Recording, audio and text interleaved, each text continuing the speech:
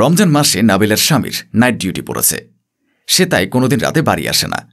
তাই তার একমাত্র ননদ রেশমা প্রতিদিন রাতে নাবিলার কাছে শুয়ে থাকে। তার শাশুড়ি আম্মার কড়া হুকুম, ভাবিকে একা রাখা যাবে না। তাই রেশমা অনিচ্ছা সত্ত্বেও ভাবির কাছে শুয়ে থাকে। এই ডিউটি সপ্তাহটা শেষ হলেই রেশমা আবার নিজের ঘরে শিফট করবে।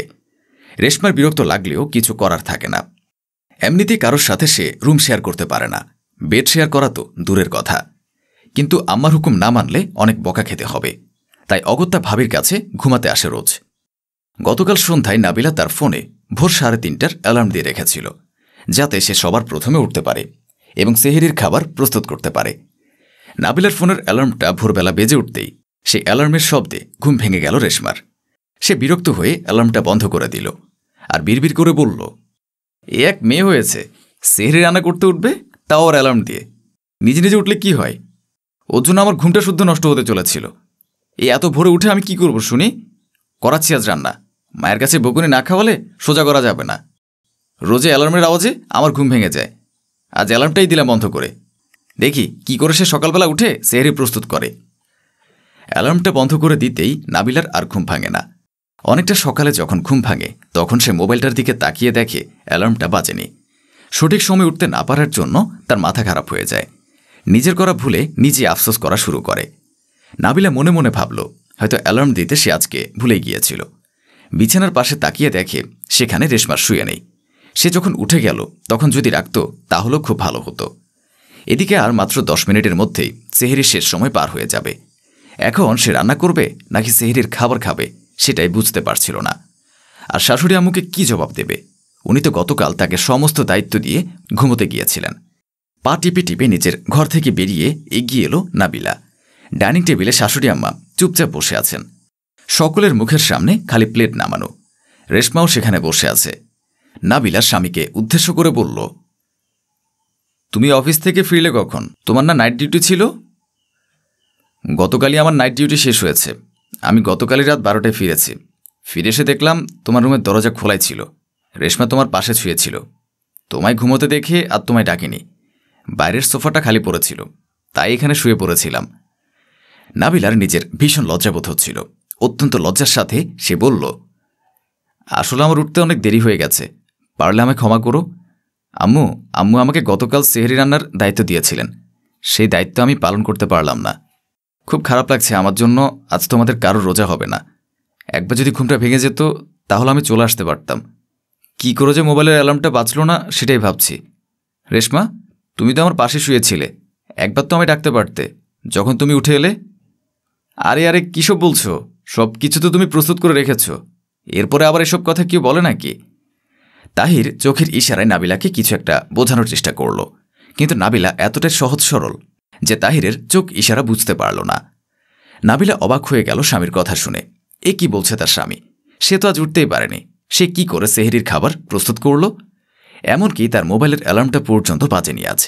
তবে কি তাহির সবার সামনে মিথ্যা কথা বলছে? কিন্তু তাহির তো কখনো মিথ্যা বলে না। আমি আবার কখন সেহরি রান্না প্রস্তুত করলাম? আমি তো ঘুম থেকে উঠতেই পারিনি। ভোর 4টায় অ্যালার্ম দেওয়া ছিল, কিন্তু আমার ফোনে অ্যালার্ম বাজেনি। আমার জন্য তোমরা সবাই না খেয়ে বসে আছো, তাই না? নাবিলার শাশুড়ি নাবিলাকে হাতের ইশারায় কাছে ডাকলেন। তারপর বললেন, আরে বোমা, আর মাত্র 7 মিনিট সময় আছে। তুমি তাড়াতাড়ি সেহরিটা নিয়ে নাও। আজকে রান্নাগুলো কিন্তু দারুণ হয়েছে। তোমার প্রশংসা না করে আমি পারছি না। কপাল করে একটা ভালো ছেলের বউ পেয়েছিলাম। আমার ননদের বৌমা তো মুখে বড় বড় কথা, কিন্তু কাজের বেলায় অষ্টরম্ভা। কোনো কাজটাও ঠিকঠাক করতে পারে না। দিনরাত ফোন করে তার শাশুড়ি আমাকে নালিশ করছে। শাশুড়ি আমার জোর করে নাবিলাকে সেহরি খাওয়াতে শুরু করল। খাবার শেষ করার পর টেবিলে বসেই নাবিলা তার শাশুড়ি মাকে জিজ্ঞেস করল, আচ্ছা আম্মু, এই সমস্ত রান্না কে করেছে? আমি তো উঠতে পারিনি। থাকবো মা, আরও তো ঢং করতে হবে না। আমি জানি সব রান্না তুমি ভোরবেলা উঠে করেছ, যাতে আমাকে চমকে দিতে পারো। একদিন তোমাকে আমি অনেক খারাপ ভেবেছিলাম, কিন্তু তুমি ভীষণ ভালো মেয়ে। রেশমা তখন মুখ ভেঙচে তাকালো নাবিলার দিকে। তাহির সে দৃশ্যটা দেখে ফেলেছে। তার বোনকে শাসন করতে করতে বলল, আচ্ছা রেশমা, কবে বড় হবি বলতো? ও তোর বড় ভাবি হয়, ওকে মুখ ভেঙচি দিয়ে ওর দিকে তাকাচ্ছিস কেন? একদিন তোকেও কিন্তু শ্বশুরবাড়ি যেতে হবে। সেখানে যদি মানুষজন তোর সাথে এমন আচরণ করে তোর ভালো লাগবে? দেখ ভাইয়া, সবসময় নিজের বউয়ের হয়ে ওকালতি করিস না। আমি আবার তোর বউকে কখন মুখ ভ্যাংচালাম? আমি তো এখানে চুপচাপ বসে আছি। কাউকে দেখে মুখ ভ্যাংচাতে আমার বইয়ে গেছে। আর তাছাড়া তোর বউ কখন উঠে এত সব খাবার করলো আমি তো বুঝতে পারছি না। গতকাল তো আমার পাশে শুয়েছিল। আমি জানবো না ও কখন রান্না করতে উঠবে না উঠবে? বুঝতে না পারার তো কিছুই নেই। এত খাবার নিশ্চয়ই আসমান থেকে উড়ে এসে পড়েনি। তুই ঘুমাচ্ছিলিস, আমিও ঘুমাচ্ছিলাম। তাহলে নিশ্চয়ই এত সব রান্না যার দায়িত্ব ছিল সেই করেছে। কে যখন ফেলেছিস তখন এবার শান্তিতে আমায় রোজা রাখতে দে। না মা, আসলে তার অ্যালার্মের শব্দটা বন্ধ করে দেওয়ার কথাটা সবার সামনে বলতে গিয়েও বলতে পারল না রেশমা। কারণ বললেই তো তাকে দোষী হতে হবে, সবাই তাকে বলবে। তাকে চুপ করে যেতে দেখে তাহির বলল, কিরে চুপ করে গেলি যে? কিছু একটা বলতে যাচ্ছিলিস, বল কি বলবি? না না, আমি আবার কি বলবো, আমার কিছু বলার নেই। রান্নার সবই ভালো হয়েছে, কিন্তু অ্যালার্মটা। আবারও কথা বলতে বলতে থেমে গেল রেশমা। রেশমাকে থামতে দেখে নাবিলা বলল, আমি সেটাই বুঝতে পারছি না।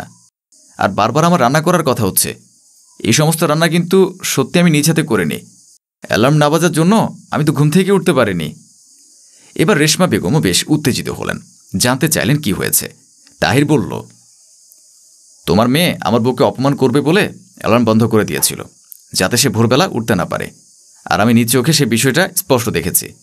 তাই রান্নাগুলো আমি তৈরি করে রেখেছিলাম, যাতে আজ কারো রোজার ক্ষতি না হয়।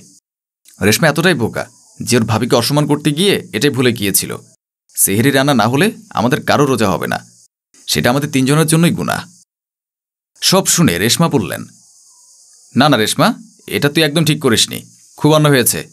এমন ভুল আর কখনো করবি না। একটা কথা মাথায় রাখবি, আল্লাহ কিন্তু সব দেখতে পায়।